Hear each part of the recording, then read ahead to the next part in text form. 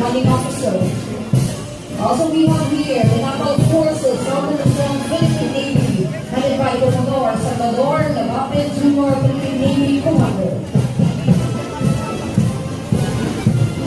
We also have here the Tactical Operation Group 5, Philippine Air Force, headed by Lieutenant Colonel Julius A. Vergara, Philippine Air Force Group Commander. Also we have here Philippine National Police Regional Office 5, headed by Police Brigadier General Nestor C. Babate Jr., Regional Director.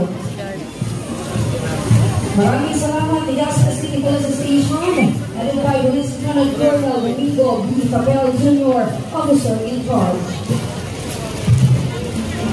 Also we have here the Bureau of Fire Protection Regional Office 5, headed by Fire Safety